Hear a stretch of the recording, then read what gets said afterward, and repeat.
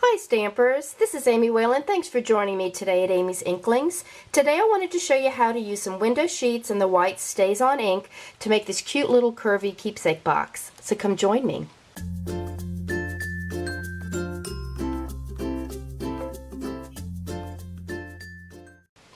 Alrighty, so here is the White Staz On Ink that we carry in our catalog. I believe it's on page 163, and I want to show you how to use this because it's great to use on window sheets, which is what I used here, or on our cellophane bags. Now when you get your pad, you'll get the re-inker with it, and you'll get a little plastic spatula. And the reason is because every time you use this, you need to re-ink it. So it does say to shake the ink really well. And then you're going to, now the first time you ink it, you're going to have to put quite a bit, like a teaspoon I think it recommends. But after that, that's probably sufficient. And then you take the spatula and you wipe it over, kind of pushing that ink into the pad, just like that. Now I have stamped and featured stamping on cellophane bags before, and I've been dying to show you this season, because it was a project for last season, so I thought I would go ahead and do this but show you on window sheets instead. Alright, now I'm going to move in a piece of dark paper so that you can see what I'm doing. Now I've already ahead of time cut 2 pieces of window sheets using our Curvy Keepsake box Thinlit. I've done this before. I'll put a link on my blog as to another post where I show you how to actually use it. But here are the window sheets once they're cut. Now keep in mind, you can also save that blank piece of plastic that your photopolymer stamps come sandwiched between, because you can use those as window sheets too. Alrighty, so that one needs to be cut a little bit more, I think. Okay, so when I put these through on the big shot, I did crank it through 3 times. Front, forward, back. It'll crack a lot, it'll scare you, but that's normal and it'll be just fine. Now when we put these 2 pieces together, you're going to do handle, here we go, the handles opposite one another and the slits opposite one another. It really doesn't make a difference when you stamp it because it's clear and it'll show up both ways, but just to give you an idea.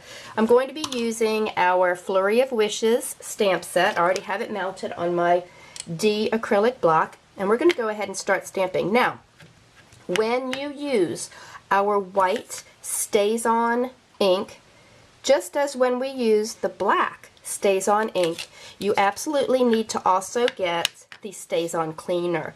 You don't want to put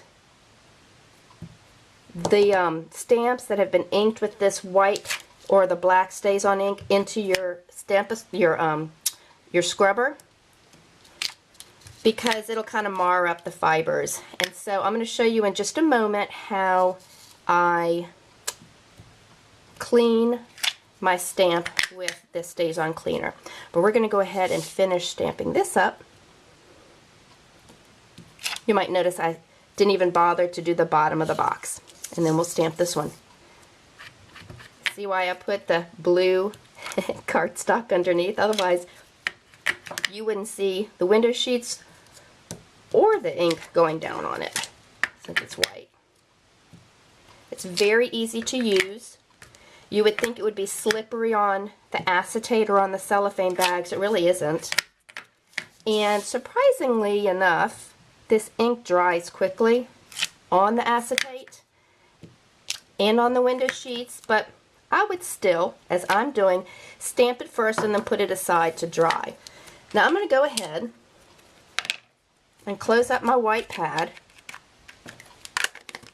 put it back in the box with the spatula, but I want to show you, let me move these out of the way, how to clean them. Okay, on page 163 of the catalog, you'll see the White Staz On as well as the black ink, but you'll also see the Staz On cleaner here, and that is important. And I just rub my stamp and the block too. You want to get it off your block. I rub it with the Staz On cleaner, and then I take an old toothbrush, and I usually do this over a trash can. You can see how it's splattering, but this is just blue paper I've already stamped on. So you see how it's loosening that up? It's kind of a solvent. It's loosening that up. And then I'm going to take a baby wipe, and then I'm going to wipe it clean. One thing I did learn, and this is important to know if you're working at your kitchen or dining room table, I had a stamp camp with some young ladies over the summer, and we were using Staz On Ink, and I was showing them how to clean it with our Staz On cleaner. And I noticed after they left that the solvent cleaner had actually removed some of the varnish from my kitchen table, a little spot of it. So just rule of thumb, don't use it on anything wood or wood veneer. Okay, and see, it's all clean now. So we'll go ahead and put all this away. Okay, maybe I'll turn this over so you can continue to see what I'm doing. We're going to use, let's see, where's my other piece? See, it's clear, and I can't find it. Okay, as I said, we're going to do handle, opposite handle, and then there. So I'm going to use some tear and tape, excuse me.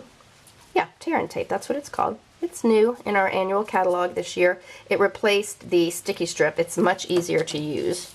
I'm going to put a little bit there. And I'm using this because I need a really strong adhesive to adhere the acetate, or the window sheets rather, together. So that's why I'm using this tear and tape. You could probably also use your fast fuse, but I wanted to use this. Okay. And then we put them together like this. There you go. Alright, so I'm going to go ahead and bend them and use my bone folder because I want to get some good creases. You see, this white ink has already dried. Ooh, I just scratched it with my bone folder. So don't do that. Okay.